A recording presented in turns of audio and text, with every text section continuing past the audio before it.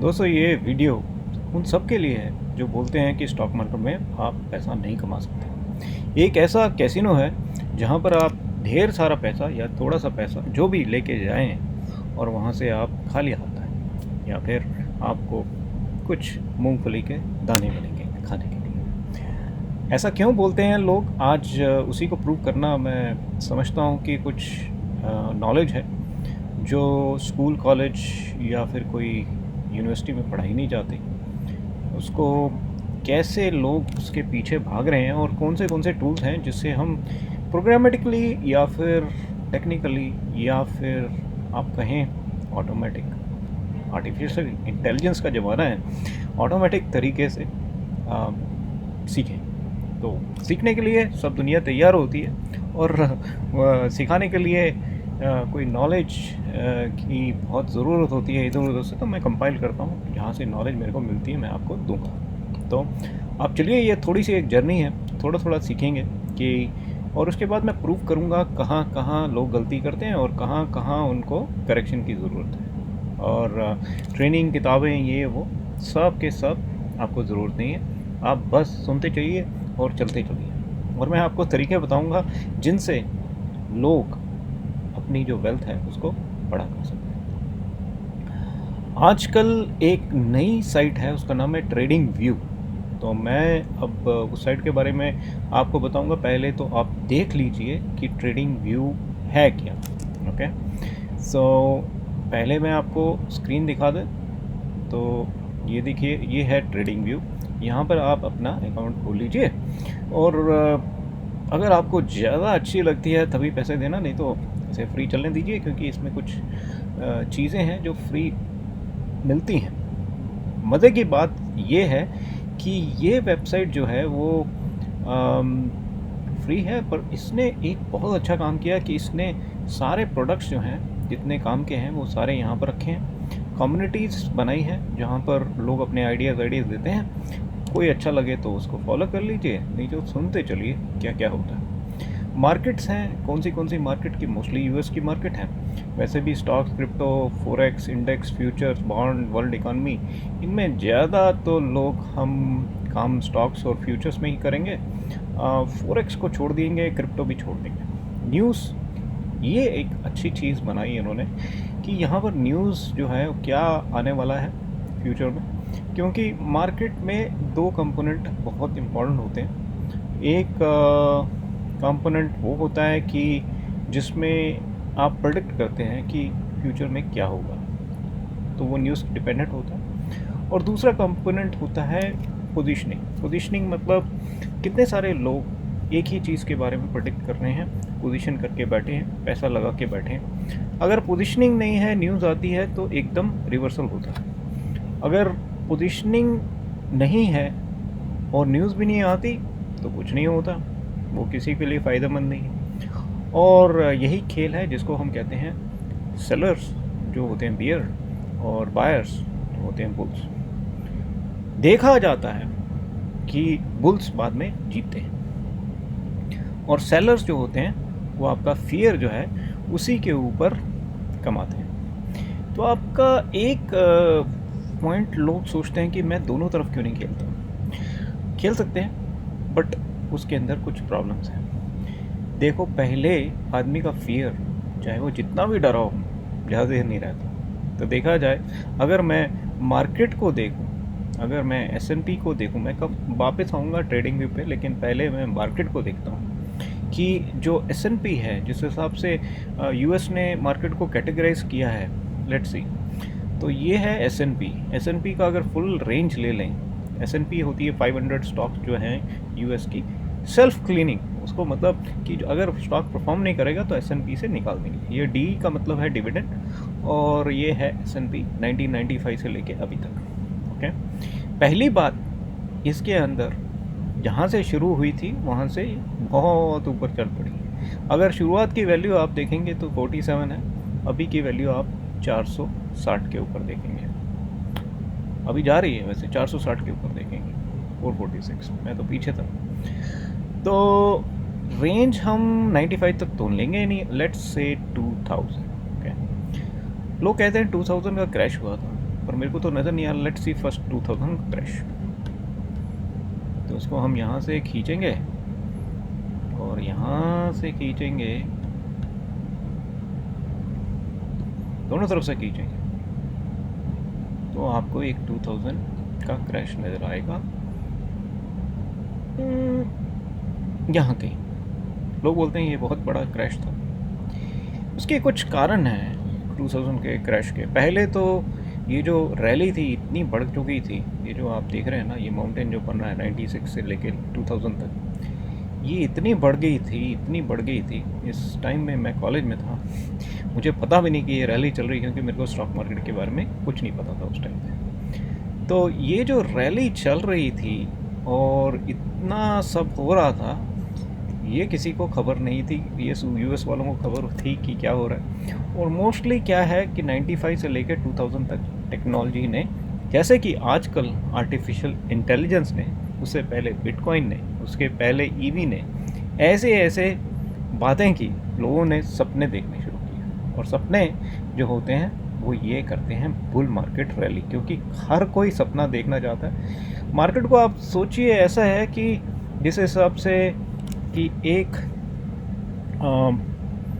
Sheep का group है जो इकट्ठा होता चलता है, बड़ा होता चलता है, और वो हिलने का नाम नहीं लगता, बढ़ता चलता है, तब तक बढ़ता चलता है जब तक बादलों के अंदर बिजली ना कड़के।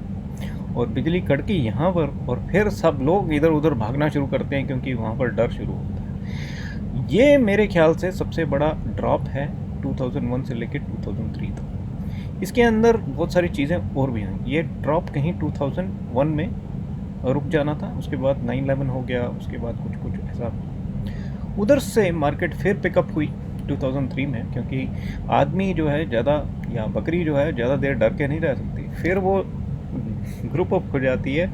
और ये जो रेड पीरियड हमने नीचे से देखा यहाँ पर ADX में, ये जो रेड पीरियड है यहाँ पर जाके ख़त्म हुआ 2003 में। और यहाँ से जो रैली चढ़ी है फिर ये हाउसिंग मार्केट की, और ऐसे रूल्स रिलैक्स हुए थे USA में, वहाँ से मार्केट शुरू हुई है, और हाउसिंग में ये शुरू हुई है मार्केट। सो टेक्नोलॉजी वाली जो रैली है वो तो यहाँ पर ख़त्म हुई। उसके बाद हाउसिंग वाली जो रैली है वो यहाँ से लेके कितने साल लग गए, 3, 4, 5, 6 और 7 और 8, यहाँ पर हो गए बैंक फेलियर और घरों की प्राइसेस का फोरक्लोजर।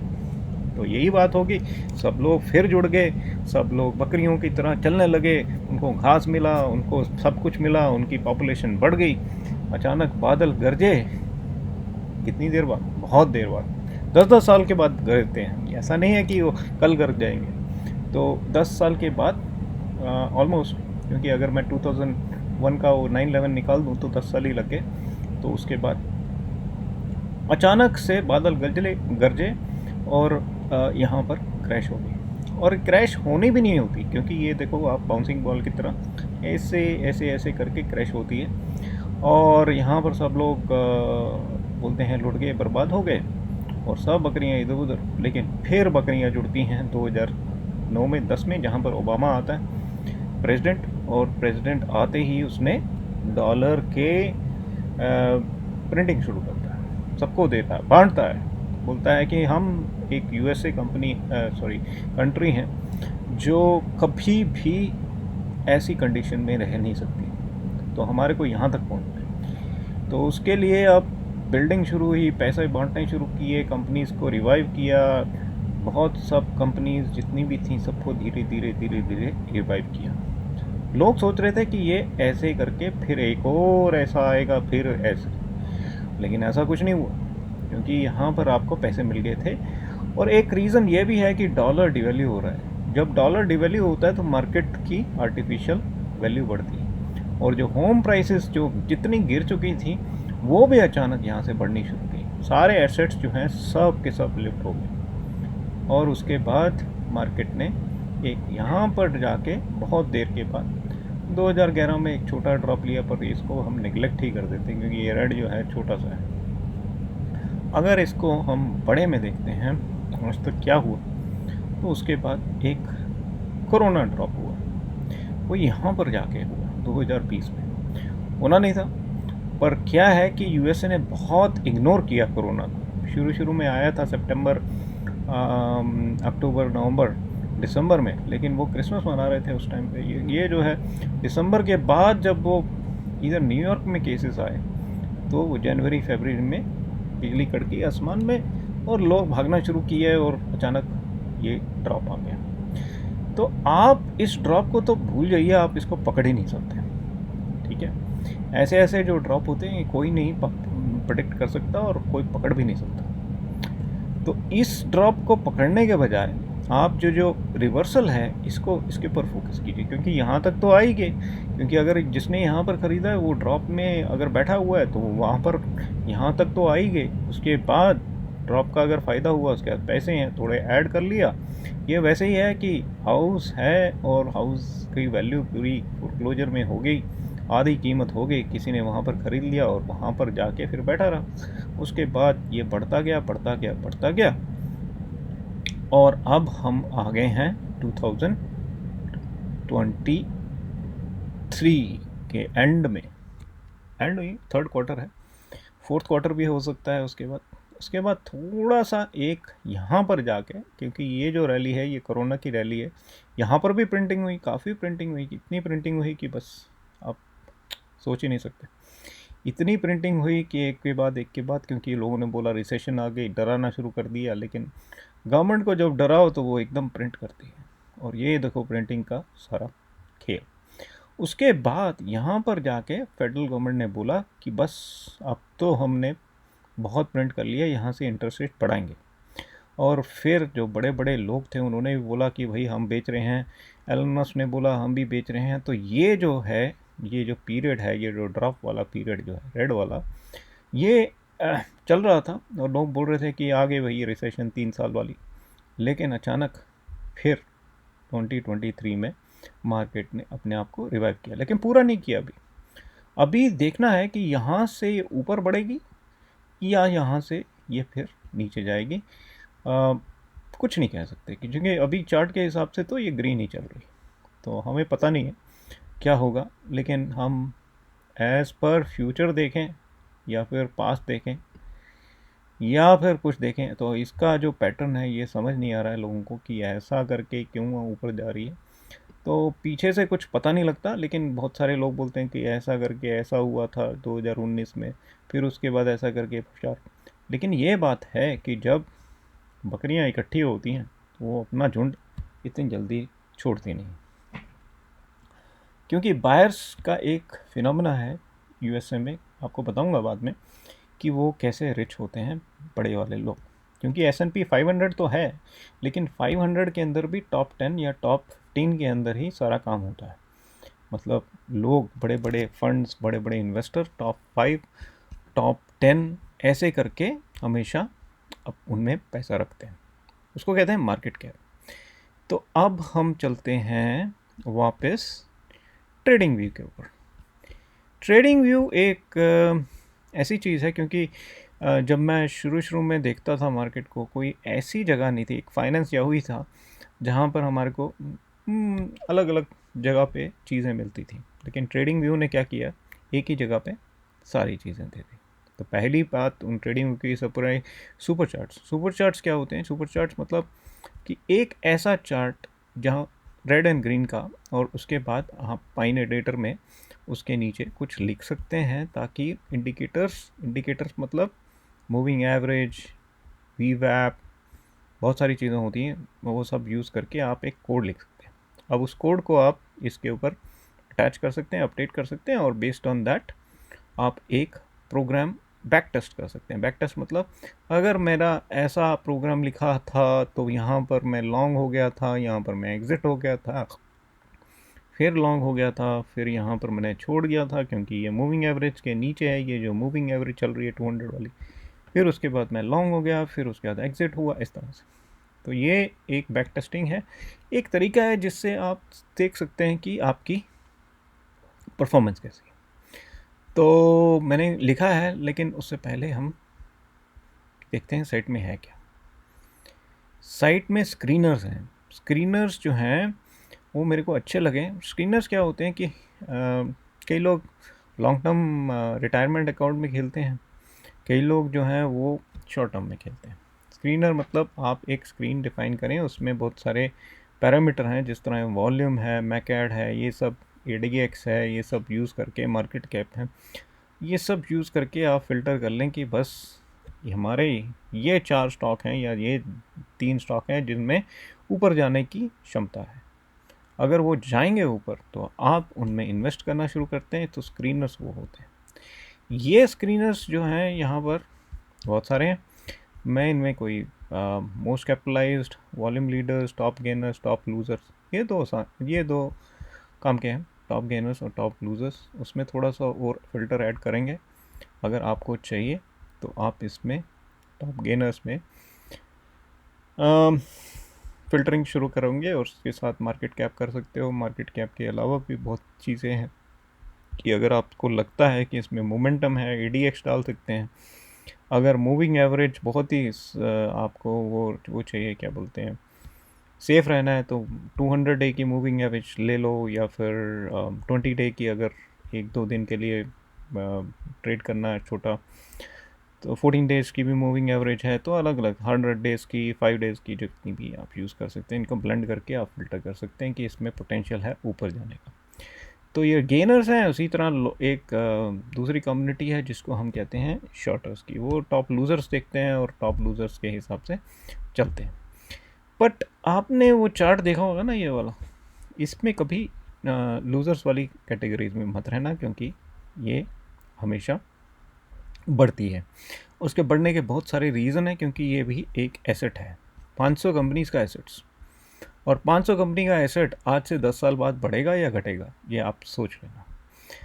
तो आप ये भी सोच रहे होंगे कि अगर बढ़ेगा तो हमें इतनी मेहनत करने की क्या ज़रूरत है। भैया, हमें सबको जल्दी है, सबको पैसा कमाने की बहुत जल्दी है, और हमारे को डिसीजन नहीं लेना आता। डिसीजन इसलिए नहीं लेना आता क्योंकि ये जो रैली चल रही है, कोई यहाँ पर खरीद के यहाँ पर बेच देगा, इस डिप के अंदर सोच के कि अब हो गया, या यहाँ पर ख़रीद के इस डिप में निकाल देगा, बोलेगा हो गया, या यहाँ पर निकाल के फिर उसके बाद एंटर ही नहीं करेगा। उसके बाद सोचेगा कि अब जब तक ये नीचे नहीं आएगा तब तक मैं एंटर नहीं करूँगा। और ये सारी रैली जो है, जो शीप जो चल रही है, जो झुंड में चल रही है, आप झुंड से निकल के बैठ जाओगे, बोलोगे कि आगे बिजली कड़क गई, अब तो बरसात होने वाली है, आप सब मरोगे। लेकिन वो चलती गई और आप मर गए वहाँ पर खड़े होके।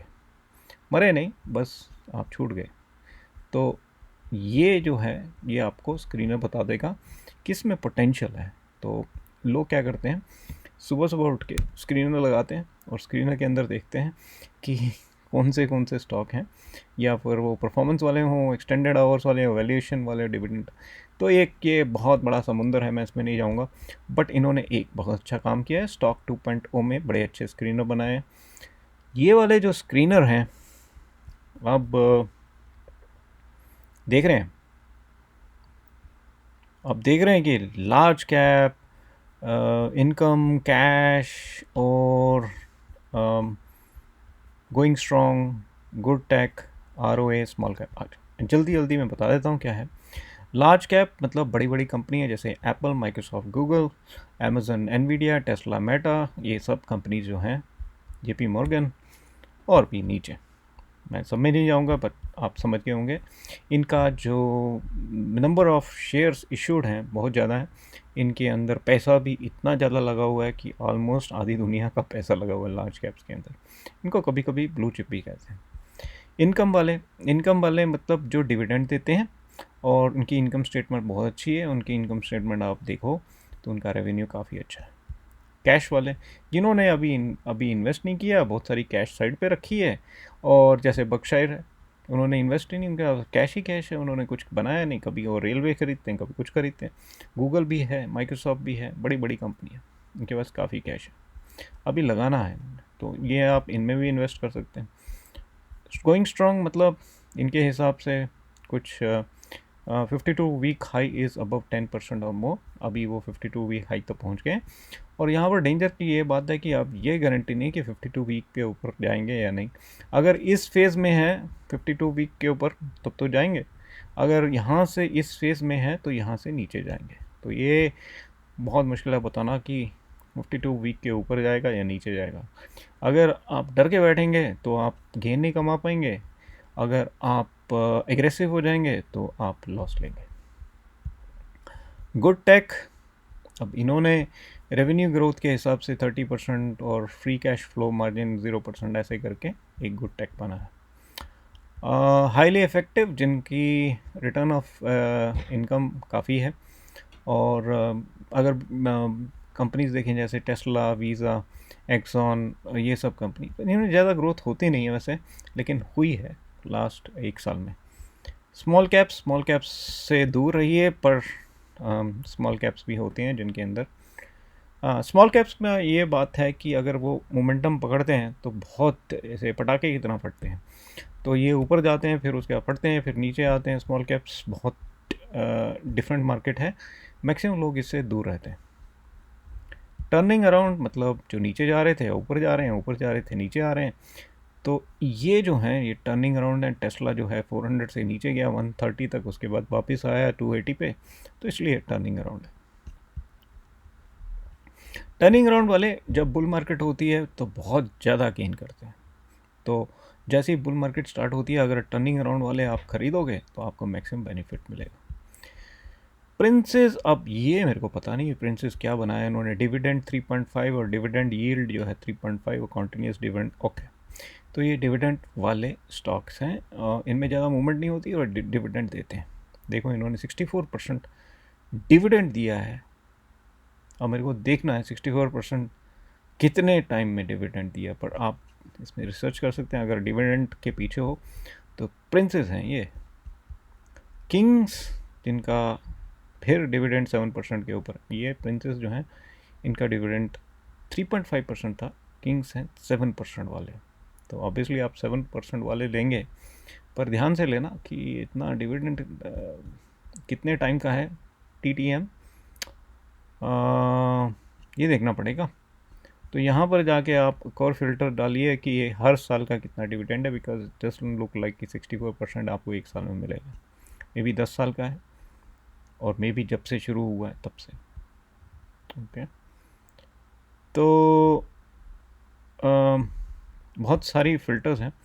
ब्लू चिप सबसे इंटरेस्टिंग है और सबसे काम की चीज़ है। Blue chip Apple, Microsoft, Google, Nvidia, Meta. तो आप यहाँ से 10 टॉप स्टॉक ले सकते हैं। अगर बुल मार्केट के शुरू में आप लेंगे तो मैं आपको दिखाऊंगा कि क्या क्या हो सकता है, क्योंकि अगर आप छूट गए तो आप छूट गए 10 साल के लिए। अगर आप बैठे रहे तो आपके साथ क्या होगा वो मैं आपको प्रोग्राम में बताऊंगा। यही ब्लू चिप के ऊपर मैं फोकस करता हूँ। डबल हो चुके हैं और अभी ट्रिपल होने के हाँ चक्कर में, तो इनसे दूर रहिए डबल बबल से। मैं फॉरेक्स के बीच में नहीं जाऊँगा, क्रिप्टोस में नहीं जाऊँगा। ETF is something like mutual fund, और ये मोस्टली वैनगार्ड बड़ी कंपनीज में बनाते हैं। इनकी ना एक फ़ी होती है छोटी सी। अगर आप ETF लेंगे तो उसकी अपनी एक फ़ी होगी, वो प्राइस से ही डिडक्ट कर लेते हैं। अगर आप म्यूचुअल फंड लेंगे तो आपके अकाउंट से डिडक्ट करेंगे। तो ETF भी बड़े कमाल के होते हैं। जब बुल मार्केट आती है तो ये भी बहुत काम करते हैं। मोस्टली ये इंडेक्स को ट्रैक करते हैं। इंडेक्स कैसे? इंडेक्स हैं जैसे ये SPY, नैस्डैक और डॉ जोन्स। तो 3 हैं, और भी हैं बहुत सारे, पर मोस्टली 3 हैं US के। तो नैस्डैक टेक वाले हो गए, SPY टॉप 500 हो गई, और डॉ जोन्स जो हैं बाकी दूसरे सेक्टर। अब ये ETF स्क्रीनर जो हैं गेंस वाले, ये फिर उसके अंदर ETFs के अंदर ये फिक्स्ड इनकम वाले, लेवरेज वाले, हेज वाले, थीमेटिक्स, फंड इनफ्लो, गोल्ड। हाँ, तो गोल्ड की दुनिया अलग है, गोल्ड का इंडेक्स अलग चलता है, और गोल्ड के लोग जो हैं बड़े समझदार होते हैं मेरे हिसाब से, पर मैंने तो गोल्ड में कभी कुछ नहीं किया। उसी तरह ऑयल भी है, उसी तरह रियल एस्टेट भी है, और इस तरह के इनके फंड्स हैं। बट एक बात बता दूं मैं आपको गोल्ड की, लोग सोचते हैं कि गोल्ड हमेशा बढ़ेगा प्राइस में, पर ऐसा है कि ये US डॉलर ने 1974 या 75 में जब निक्सन था, तो डॉलर और जो गोल्ड है उसकी जो लिंक है वो तोड़ दिया था। उसके कारण आप ये जितना चाहें उतना डॉलर प्रिंट कर सकते हैं, और जितनी एसेट्स की वैल्यू बढ़ेगी, मतलब डॉलर डिवैल्यू हो जाएगा जितना आप प्रिंट करेंगे, तो गोल्ड शायद उसके साथ नहीं चले। वो गोल्ड का इतना अट्रैक्शन नहीं रहेगा, डॉलर का अट्रैक्शन ज़्यादा रहेगा, और एसेट्स का जिस तरह मार्केट है इसका अट्रैक्शन ज़्यादा रहेगा। जैसे आपने ये चार्ट देखा, ये 1970s के बाद एकदम एक्सपोनेंशियल ग्रो किया बिकॉज ऑफ दैट, और ये चढ़ता ही जा रहा है। अब मैं उस डिस्कशन में नहीं जाऊंगा कि क्यों चढ़ रहा है, डॉलर डिवैल्यू क्यों हो रहा है, हर कंट्री अपनी करेंसी को डिवैल्यू कर रही है। डिविडेंड्स, बाय एंड होल्ड, आप सब देख लेना। तो ये हैं ETFs। क्रिप्टोज भी एक डिफरेंट मार्केट है, और बहुत सारे एक नए बिटकॉइन ये वो सारों का हीट मैप दिया है। मैं इसमें जाऊंगा नहीं क्योंकि ये थोड़ा ऑफ टॉपिक है। क्रिप्टोज की दुनिया अलग है। इकोनॉमिक कैलेंडर जो होता है, किस डेट में, जिस तरह बैंक ऑफ जापान क्या कर रहा है, फॉरेन एक्सचेंज क्या कर रही है, और अपना फेड क्या कर रहा है। फेड जो है वो है USA की रिज़र्व बैंक। तो वो इंटरेस्ट रेट को छेड़ता है तो मार्केट को कुछ होता है, वो कुछ लेबर मार्केट के अंदर अच्छा देखता है तो इंटरेस्ट रेट को बदलता है मार्केट को। तो एक किस्म का फेड जो है यहाँ पर सर्कस का रिंग मास्टर है, तो उसको हमेशा लोग देख के इन्वेस्ट करते हैं, या फिर उसी को देख के जो जिस तरह 2023 की जो रैली हुई है, जो इतनी बड़ी है, ये 2023 की आप देखो, ये टेस्ला इतना ऊपर गया। अगर मैं एप्पल देखूंगा तो 2023 में देखो ये ऐसा बढ़ रहा है, ये सब फेड के कारण हुआ था, क्योंकि CPI नंबर कंसिस्टेंटली अच्छा आ रहा था, और लोग बोल रहे थे कि रिसेशन आ रही है, क्योंकि पीछे जो है सारा गिर रहा था। यहाँ से 2021 से पिछला साल पूरा गिर रहा था। अचानक यहाँ पर आके सितंबर में CPI नंबर अच्छा आने लगा, और फेड ने जो है इंटरेस्ट रेट बढ़ाया, लेकिन उसके बाद प्रिंटिंग नहीं, बट बैंकों को बचाया था। उसके कारण लोगों को कॉन्फिडेंस आया, सब लोग ग्रुप होके एप्पल खरीद लिया। तो ये है कहानी। मैं कहाँ था? ओके, सो मैं वापस आता हूँ क्योंकि होम पे, क्योंकि मैं चार्ट में आ गया था। अब कम्युनिटीज़ देख लो। यहाँ पर कम्युनिटीज़ क्या है कि एक ही जगह पे आपको बहुत सारे लोग मिलेंगे। आजकल सोशल मीडिया का ज़माना है, एक दूसरे के आइडियाज़ चुरा सकते हो और उसे या सुन सकते हो। तो ये एडवाइस देंगे, आप सुनो। अब जिस तरह UPST की प्री अर्निंग कमेंट्री आ रही है, पेपल 79% डाउन है, ये है वो है, ये ख़त्म होने वाली चीज़ नहीं। फिर इंडिकेटर्स कौन से हैं दुनिया में, ये है आपके पास जितना टाइम है यहाँ पर आप गुजार दें। रात दिन पाइन स्क्रिप्ट लिखनी आती है, जो मैं आपको चार्ट में दिखा रहा था। अगर नहीं आती, यहाँ से सीख लीजिए, क्योंकि यहाँ पर भी काफ़ी नॉलेज है, एक कैसे नॉलेज बेस है। अब ये एक बात, ये एडिटर्स पिक्स है, ये स्टॉक्स है, क्रिप्टो है, फ्यूचर्स है, ये सब। एक बात ये समझना कि स्टॉक मार्केट में अगर आप किसी को फॉलो करते हैं, ये नहीं है कि वो हमेशा ही करेक्ट होगा। जैसे ये बोल रहे हैं कि अरे नहीं, यहाँ पर से गिर जाएगा सब कुछ, देखो ये टारगेट 1 है, ये टारगेट 2 है एप्पल का, ये देखो 148 तक आने वाला है। मत सुनिए ऐसे लोगों की बात, एक कान से सुनिए, दूसरे कान से निकाल दीजिए। अपना सोचिए कि दुनिया में होता क्या है। कई लोग लॉन्ग टर्म सोचते हैं, कई लोग शॉर्ट टर्म सोचते हैं, उसके अंदर बहुत कन्फ्यूजन होता है। लोग अभी एप्पल के पीछे ही पड़ गए हैं क्योंकि अभी उसकी अर्निंग आई थी, तो उसी तरह पेपल के पीछे पड़े हैं, उसी तरह क्रिप्टो वाली दुनिया है। तो आप अगर टाइम है, मेरे पास तो नहीं, लेकिन आप देखते रहिए क्या होता है। ये ख़त्म होने वाली चीज़ है। उसके बाद ट्रेडिंग आइडियाज़ हैं, थोड़े से अच्छे हैं। ट्रेडिंग आइडियाज़ मतलब वो भी वैसे ही है, एक बायस तो रहेगा, तभी तो बनाएगा। कभी वो बोलेगा 15 अपॉर्चुनिटीज़ ऑफ ए डे, कभी कोई बोलेगा ये फॉरेक्स वाले भी हैं, बिटकॉइन वाले भी हैं, इसके ऊपर शायद एजुकेशनल अलग हैं और ट्रेडिंग आइडिया अलग है। एजुकेशन में आपको इंडिकेटर, स्ट्रेटजीज़ और ये सब चीज़ें जो हैं वो देखने को मिलेंगी, या फिर पैटर्न्स चार्ट के ऊपर क्या होते हैं ये सब देखने को मिलेगा। और बाकी जो हैं वो स्ट्रेटजीज़ और मोमेंटम। बेसिकली स्ट्रेटजीज़ दो तरह की होती हैं, एक मोमेंटम होती है, एक ऑसिलेटर होती हैं। तो वो भी चलो ठीक है, पर सारा मैथमेटिकल फॉर्मूला है बेस्ड ऑन द चार्ट, कैसे क्या काम करेगा। बट किस वक्त क्या करना है ये लोगों को पता नहीं, और लोग जो है वो मार्केट के ऊपर डिपेंडेंट है। और ये जो है, ये जो साइट है, ये काफ़ी कुछ एक ही जगह पे दे रही है और ये बहुत अच्छी है मेरे हिसाब से। अगर आपको पाइन स्क्रिप्ट आती है तो फिर कोई बहुत ही अच्छी है, क्योंकि पाइन स्क्रिप्ट के अंदर आप इसके अंदर थोड़ी प्रोग्रामिंग करके बैक टेस्ट कर सकते हैं। और एक और चीज़ आपको बाद में दिखाऊंगा कि वो क्या कर सकते हैं। अच्छा, अब इसने मार्केट भी दे दी कि कौन से इंडेक्स है। S&P थोड़ा सा कम चल रही है, क्लोज हुई थी फ्राइडे को। नेस्डैक थोड़ा कम था, निकी अभी ऊपर है, डैक्स जो है थोड़ा सा ऊपर है। इस तरह से मार्केट बदलती रहेगी। वर्ल्ड इंडेक्स ये हैं, यूएस के स्टॉक मेजर वाले वो भी दे रखे हैं। Apple, Amazon, alphabet, Meta, Facebook, Tesla, Microsoft, J&J, ये इसके ब्लू चिप स्टॉक जो थे हम जो देख रहे थे शुरू में, वहाँ से मिल गए। कम्युनिटी किसके बारे में ज़्यादा बात कर रही है? अमेजन के बारे में, फोर्टिएंट के बारे में, ड्राफ्ट किंग के बारे में, ये बदलते रहेंगे।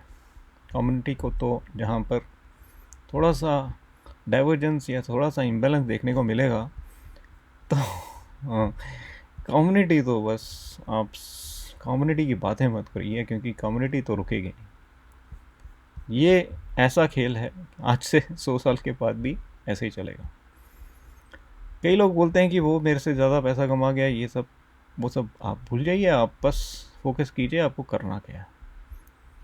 तो ये देखो, हाईएस्ट वॉल्यूम स्टॉक्स हैं ये सब जो हैं, इनमें कुछ वॉल्यूम है, मे बी इनकी अर्निंग चल रही है, या फिर ये नीचे गिर गए हैं और लोग उसको बाय द डिप करने वाले हैं, या फिर वो छोड़ने वाले हैं, उससे निकलने वाले हैं, उन्होंने बाय कर रखा है, या फिर उसको सेल करते हैं या शॉर्ट करते हैं। वो एक अलग दुनिया है। अनयूजुअल वॉल्यूम मतलब इसमें कुछ हुआ है। ये 63 सेंट्स का है, 9% बढ़ा है, इसका वॉल्यूम बढ़ गया तो माइट गो अप, तो यहाँ पर इन्वेस्ट करेंगे।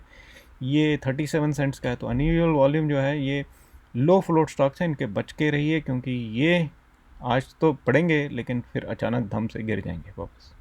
या फिर कोई इनकी जो, अगर कोई फार्मा का है या फिर कोई बहुत ही अच्छी कंपनी है तो एकदम बढ़ जाएगा, तो वो आपकी किस्मत है।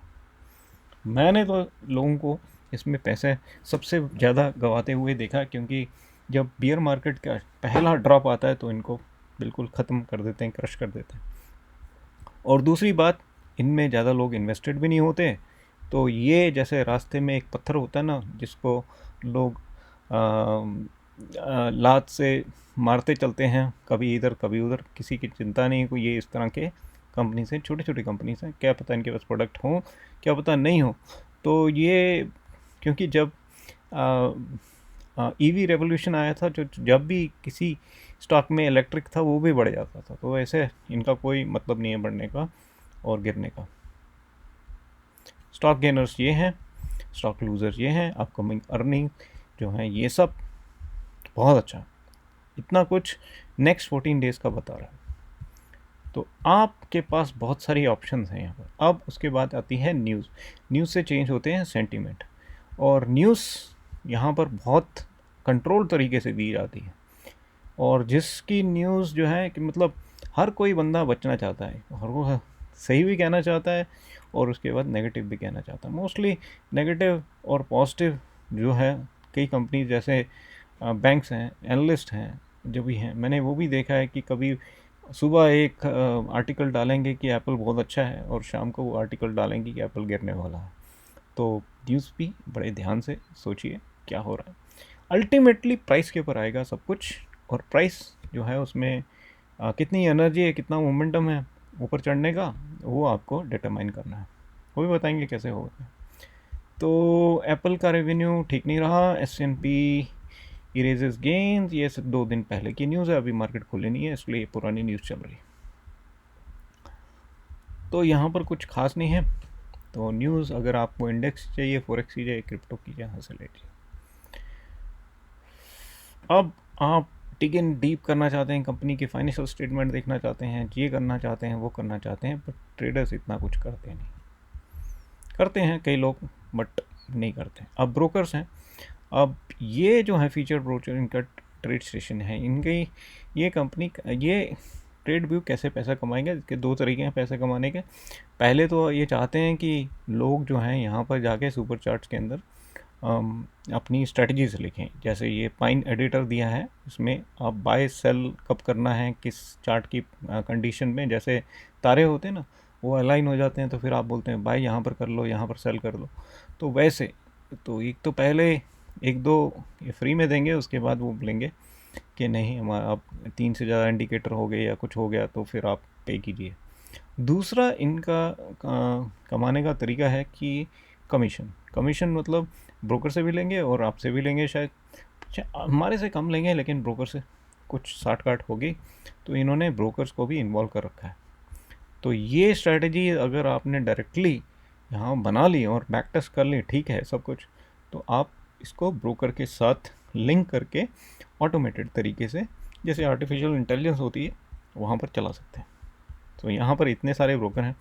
पेपर ट्रेडिंग मतलब आप बिल्कुल सिमुलेशन मोड में चलाना चाहते हैं, ट्रेड व्यू के साथ पेपर ट्रेडिंग कीजिए तो वो लाइव पेपर ट्रेडिंग होगी। ट्रेड स्टेशन है, ओंडा है फॉरेक्स के लिए, फॉरेक्स है, इंटरेक्टिव ब्रोकर सब कुछ करता है। एम्प है फ्यूचर्स के लिए, टेडोट, ये सब अलग अलग, बिटकॉइन, डॉरमैन, ये सब इन्होंने ऐड करते रहना, ये बढ़ता जाएगा। जैसे जैसे ये पॉपुलर होगी तो उतने सारे ब्रोकर यहाँ पर आएंगे, उनको लगेगा यहाँ पर बहुत सारे लोग हैं वही, और स्ट्रैटेजी जो है दिन के 5 या 10 ऑर्डर अगर एक आदमी से ले रहे हैं तो हमारे सारे ऑर्डर निकले जा रहे हैं। तो ये सब लोग जो हैं यहाँ पर इकट्ठे होकर लोगों को इसके साथ टाई अप कर लेंगे, और जो ट्रेड व्यू है वो इनके साथ कमीशन बेसिस पे काम करेगा। कोई बुरी बात नहीं, अच्छी बात है। अब इतना कुछ आपने सीख लिया, अब हम चलते हैं प्रोग्रामिंग के ऊपर। पहले ये इंटरफेस देख लेते हैं, ये क्या है। ये कुछ नहीं है, ये चार्ट को चेंज करना है, टेक्स्ट लिखना है, कुछ करना है। लोग चार्ट के ऊपर ही बहुत सारा टाइम बिताते हैं, और मेरा काम जो है वो चार्ट को ऑटोमेट करने का, कि मैं ऑटोमेशन में बिलीव करता हूँ। मैं चाहता हूँ कि हर चीज़ अपने आप हो जाए, क्योंकि आप ख़रीदेंगे फिर आप सोचेंगे कि मैंने गलत किया, फिर आप सोचेंगे नहीं मैं निकल लूँ, फिर वही बकरी वाली बात होगी, शीप वाली बात होगी। झुंड का झुंड चल रहा है, आप निकल रहे हो बीच में से, फिर उसके बाद बोलोगे रह गया, या फिर बिजली खड़की, सब लोग भाग गए, आप वहाँ पर खड़े रहे, आप मारे गए। तो ऐसा इतना स्ट्रेस पड़ता है आदमी को, क्योंकि यहाँ हज़ारों डॉलर लगाए रखते हैं लोग, तो उसके लिए थोड़ा सा ऑटोमेशन चाहिए। अब हम ये एक स्ट्रेटजी है EDX लॉन्ग करके। अब EDX क्या चीज़ है? EDX अब मैं आपको EDX बताता हूँ क्या है। EDX कुछ नहीं है कि EDX की वैल्यूज़ जो हैं अगर 20 के ऊपर हैं, ठीक है, अगर 20 के ऊपर हैं तो सब कुछ ठीक है। यहाँ पर हम EDX की वैल्यूज़ ले रहे हैं DI प्लस और DI माइनस और ADX। DMI से ADX की वैल्यूज़ और DI प्लस और DI माइनस। ये याद रखिए कि DI प्लस अगर DI माइनस से बड़ा है तो ट्रेंडिंग अपवर्ड है, और ये हमने यहाँ पर देखा था, ये यहाँ पर अगर ये बड़ा है, ये वाली लाइन क्रॉस हो चुकी है तो ट्रेंडिंग अपवर्ड है।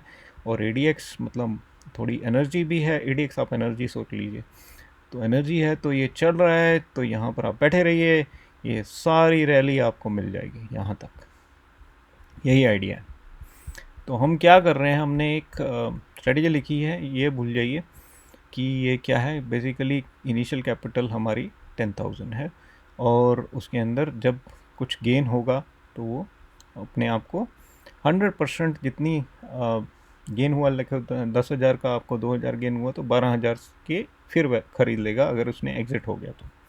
अगर लॉस होगा तो फिर वो वापस 8,000 का खरीदेगा या 7,000 का, डिपेंडिंग ऑन कितना लॉस हो गया। हमने कमीशन भी डाली है पर शेयर, जिसमें कॉन्ट्रैक्ट लिखते हैं पर शेयर 5 सेंट।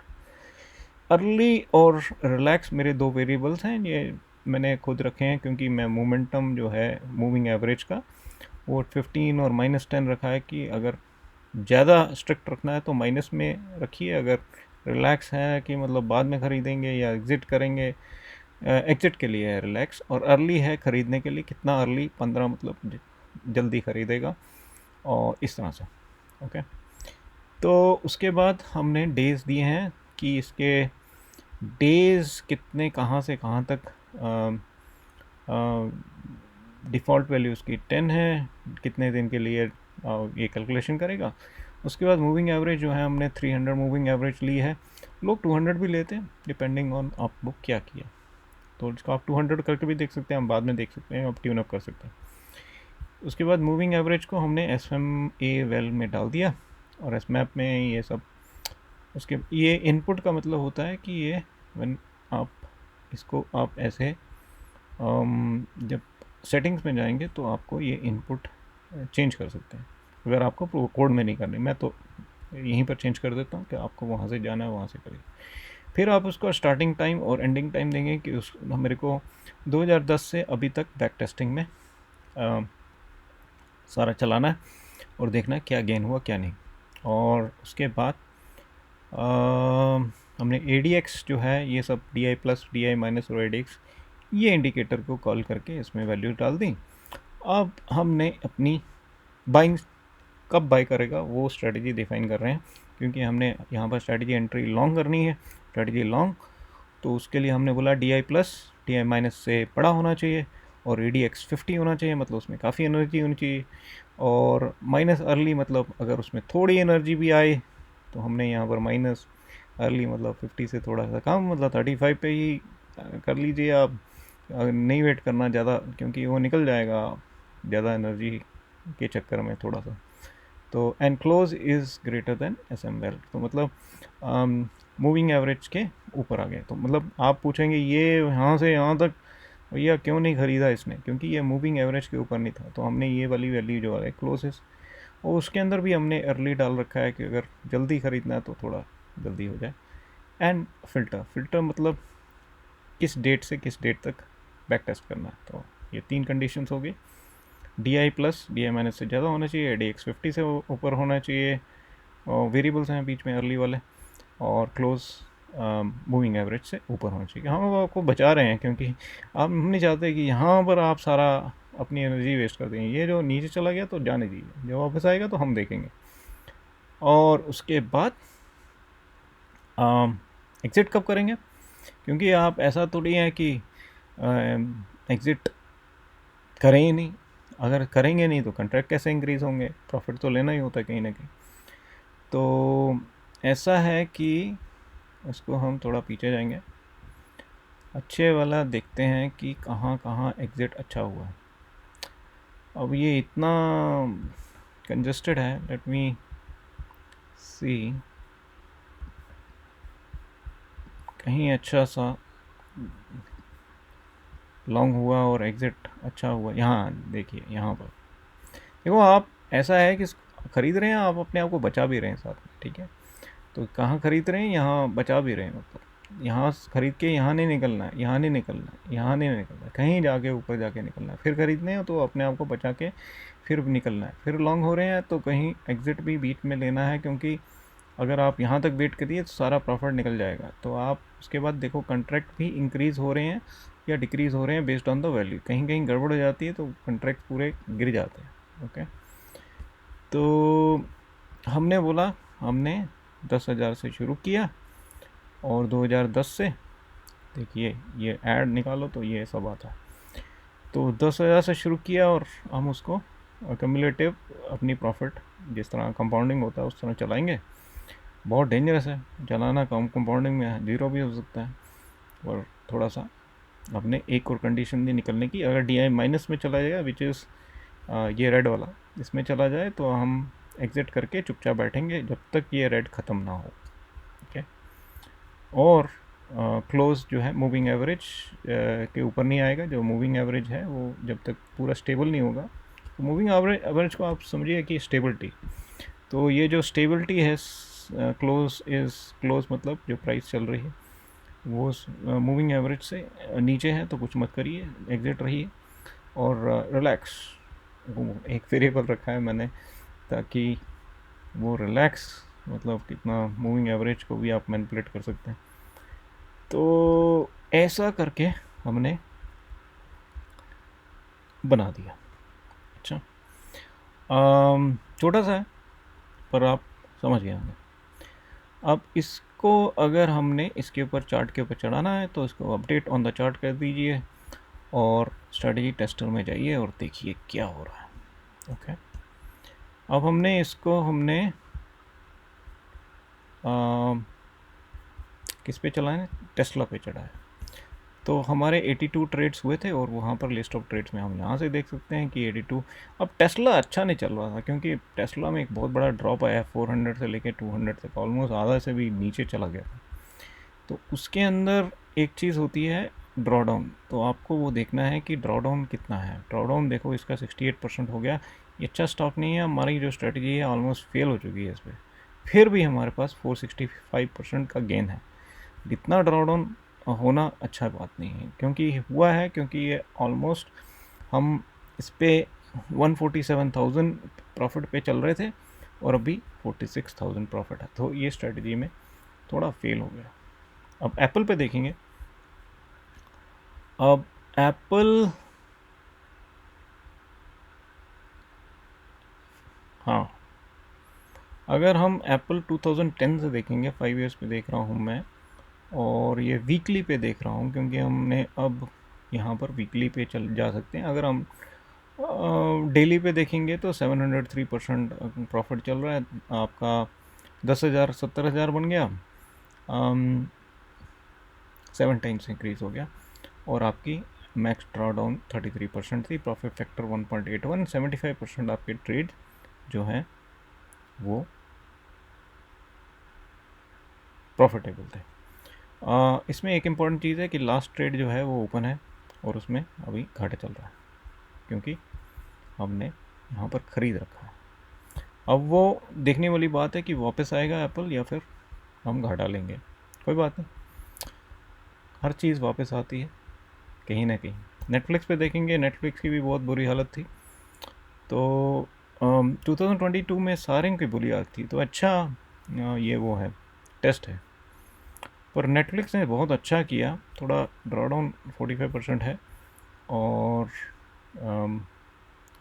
4318%, मतलब काफ़ी ज़्यादा है, 431 टाइम्स, राइट, नो 43 टाइम्स हो गई आपकी, 10,000 430,000 हो गया, काफ़ी अच्छा है। ट्रेड्स देख सकते हैं और उसमें सबसे ज़्यादा आप यहाँ पर देखिए, क्योंकि यहाँ पर जो है सबसे ज़्यादा घाटे वाला ये वाला है। ये आपका 2007 से 2010 तक, इसमें काफ़ी 2023 में फरवरी से लेके मार्च तक एक ही महीने में आपको 80,000 का नुकसान हो गया। बचा सकते थे, मैं यहाँ पर कैसे बचा सकते थे, बहुत जल्दी हुआ होगा, इसलिए यहाँ पर लॉन्ग किया आपने और वो पूरी गिरता ही गया, बहुत देर बाद एग्ज़िट किया। अगर हम रिलैक्स रूल से थोड़ा स्ट्रिक्ट करके थोड़ा कर सकते थे, लेकिन फिर भी काफ़ी देर। देखो ऐसा होता है कि अगर आप ग्रोथ स्टॉक में लॉस मतलब जल्दी ले लें तब भी बुरा है, अगर लेट लें बहुत लेट वो भी बुरा है, और अगर आप लॉन्ग ना हों और ये जो रैली है जो अगली वो मिस हो जाए तो वो भी बुरा है। सब चीज़ें सोच के चलना पड़ता है यहाँ। अब जिस तरह यहाँ से हम यहाँ पर एग्ज़िट हो गए, लेकिन ये रैली चल रही है ऊपर तक, पर इसका कुछ नहीं कह सकते, यही स्ट्रेटजी है, यही कैसे चलेगी ये स्ट्रेटजी, क्यों चलेगी, तो ये सारा इस पर है। तो मैं अब देखता हूँ, नॉर्मली मैं 1 ईयर पे ही देखता हूँ, तो इसने लास्ट लॉन्ग भी एग्ज़िट कर दिया है यहाँ पर नेटफ्लिक्स का, तो ये 2 तारीख को इसने एग्ज़िट कर रखा है। अब सारी दुनिया जो है वो एप्पल, टेस्ला, नेटफ्लिक्स तो खरीदती नहीं, वो करती है इंडेक्स से काम। S&P का इंडेक्स है, और S&P का इंडेक्स हम देखेंगे यहाँ पर, अभी इंडेक्स जो है वो थोड़ा रेड हो रहा है यहाँ से, लेकिन हमारा ADX जो है वही लॉन्ग है, लेकिन वो लॉन्ग कहाँ है, वो लॉन्ग है 4565 पे। अगर हम इसको 1 ईयर नहीं, हाँ 4565 पे लॉन्ग है, मार्केट 4478 पे चल रही है, इसलिए उसको थोड़ा सा नुकसान हो रहा है। कोई बात नहीं, अभी वो देखेंगे उसका नुकसान जो है पूरा होगा या नहीं होगा, वो हम देखेंगे। बट आप समझ गए हैं कि स्ट्रेटजी कैसे बनती है, और स्ट्रेटजी के अंदर हम थोड़े से अगर वेरिएबल्स रिलैक्स को इधर उधर करेंगे तो आपके वैल्यूज़ भी बदल जाएंगी। जैसे इसको मैं 12 कर दूंगा, उधर से स्ट्रेटजी इधर कुछ बदल जाएगा। एक मिनट, मैंने सेव नहीं किया। हाँ, अब देखिए ये थोड़ा बदल गया। देखो यहाँ पर हमने थोड़ा अर्ली बाई किया है, तो स्ट्रेटजी में हमारा पॉजिटिव हो गया 4134। इसी तरह से इसको कहते हैं ट्यूनिंग ऑफ द स्ट्रेटजी। तो इधर हमारा 120% गेन चल रहा है। कब से? अब आप सोचेंगे इतना कम गेन क्यों चल रहा है, और उनमें स्टॉक में जो है एप्पल में उनमें, क्योंकि इसकी कैलकुलेशन थोड़ी डिफरेंट तरीके से होती है। ये मल्टीपल ऑफ 50s में चलता है बेस्ड ऑन द लेवरेज। तो जितना भी मैं आपको दिख रहा है उसको 50 से मल्टीप्लाई कर लिए, उतना आपका प्रॉफिट होगा। तो ये जो है ये सारी कैलकुलेशन यहाँ पर होगी। अब मैं आपको एप्पल दिखाता हूँ, और एप्पल भी कह रहा है strategy did not generate any order. अब ये can be flaw, that can be something. Tesla पे तो आ रहा है, तो लेट्स सी। नहीं भी मेरे को लग रहा है, क्योंकि ईयर टिल डेट अगर एप्पल पे देखेंगे तो अभी तो दिखा रहा था,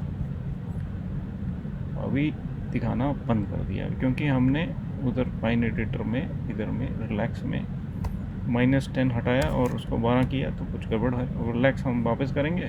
तो ये है चीज़ें जो हैं। तो अब आपका एप्पल की वैल्यू चलने लगी। तो ये एक चीज़ सबके ऊपर नहीं चलने वाली। एप्पल के लिए आपको डिफरेंट फाइन ट्यूनिंग चाहिए। यहाँ पर आपका 1200 का गेन आ गया, 12202, आपने थोड़ी सी चेंजेस की, और प्रॉफिट फैक्टर बहुत हाई है 4.0 का, मैक्स टार्बोनिक बहुत हाई है। तो ऐसे स्ट्रेटजी बनाते हैं। अब ये स्ट्रेटजी किसी को चाहिए, क्योंकि इसमें फाइन ट्यूनिंग की ज़रूरत है बेस्ड ऑन द स्टॉक, तो मैं आपको पब्लिश कर दूंगा, और जो जो मेरे को रिप्लाई करेगा उसको मैं पब्लिश कर दूंगा। आप फिर अपनी स्ट्रेटजीज़ खुद बना लें। तो ये एक सैम्पल स्ट्रेटजी मैं दे दूंगा, जिस हिसाब से आप इसको यूज़ कर सकते हैं। अच्छा, अगर आपने ये सब नहीं लिखना कि आप चाहते हैं कि सिर्फ 5 खरीदने 6 खरीदने, तो ये सब हटा देना, ये यहाँ तक। फिर रिमूव इट और सेव किए, तो बस अपडेट नहीं किया मैंने, अपडेट ऑन चार्ट, तो फिर आपकी एरर आ, मेरे को फिर एरर ठीक करना पड़ेगा, क्योंकि वो अभी आप अगर ऐसा गड़बड़ हो जाए तो आप वर्जन पीछे चले जाइए, 206 वर्जन इट करेक्ट, आप इसको अपडेट कीजिए और आपका स्ट्रेटजी टेस्टर में सब कुछ सही आ जाएगा। तो ये क्या है, ये आपका गेन दिखा रहा है भाई, 10,000 डाला 120,000।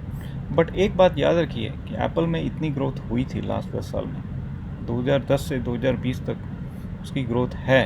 अगर आप उसका चार्ट देखेंगे, ये कोई वो नहीं है कि रॉकेट साइंस नहीं है कि वो जो बुल मार्केट्स हैं सब में एप्पल को बहुत फेवर हुआ है, बहुत ज़्यादा फेवर हुआ है। अगर एप्पल का हम चार्ट देखेंगे 2010 से लेके अभी तक, तो almost you will be surprised कि एप्पल कितना बड़ा है। मतलब एक किस्म से सभी एप्पल के ऊपर ही लगा है। ये 2000 से लेके 2010 का चार्ट है। let's see, 2010 से लेके यहाँ तक, तो एप्पल इतना बड़ा है। तो मेरी स्ट्रेटजी जो है वो कोई गलत नहीं दिखा रही, ठीक ही दिखा रही। 12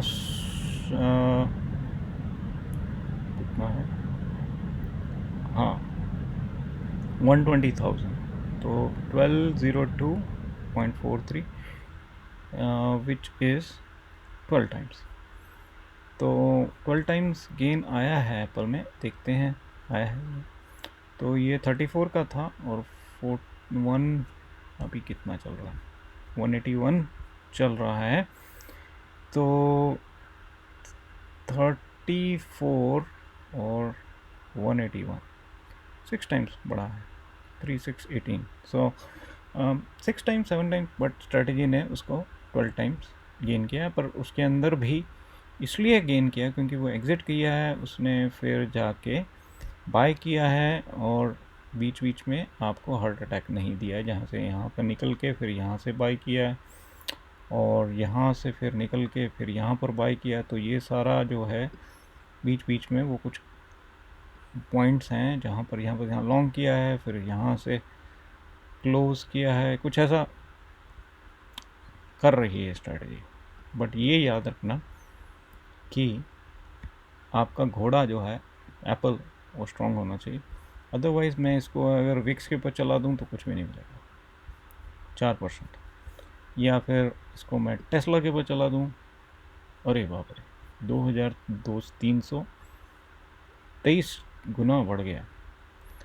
आई डोंट नो कैसे कर रहा है, पर आप इसके ऊपर लेके इसका कुछ बनाएंगे तो अच्छा है, या फिर इसी को यूज़ कीजिए।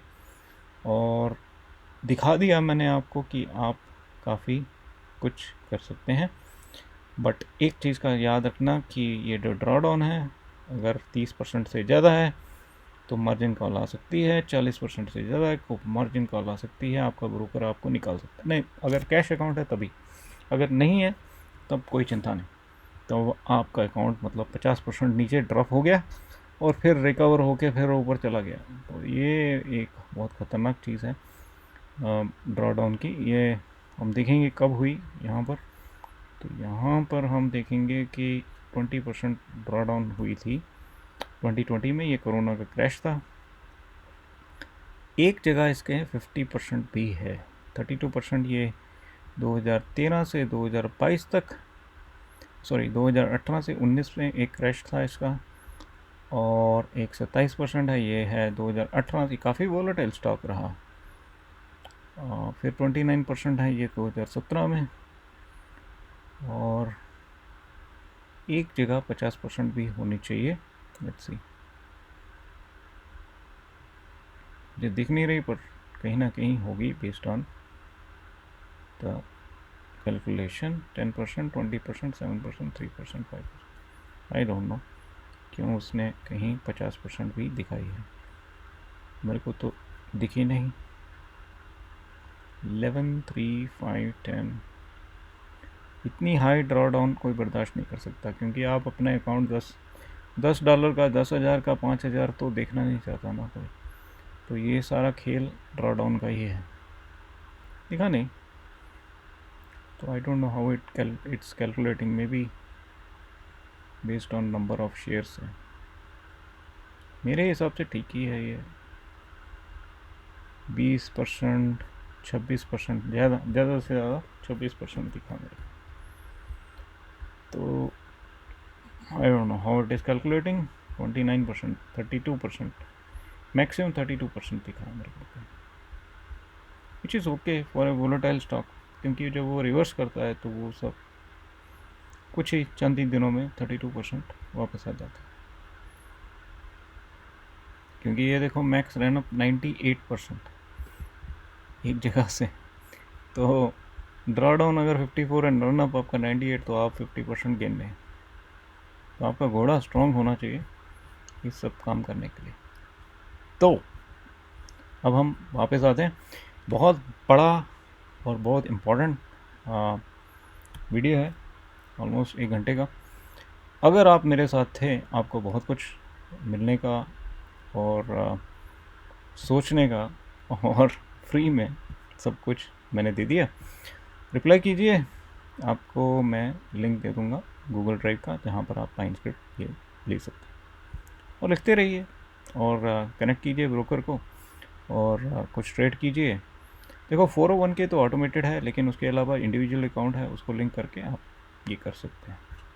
धन्यवाद। या फिर कोई बुल मार्केट मिस ना हो जाए, इसलिए ये इंडिकेटर यूज़ कर सकते हैं, फ्री है। तो अगली बार के लिए, नेक्स्ट वीडियो के लिए अलविदा, थैंक यू।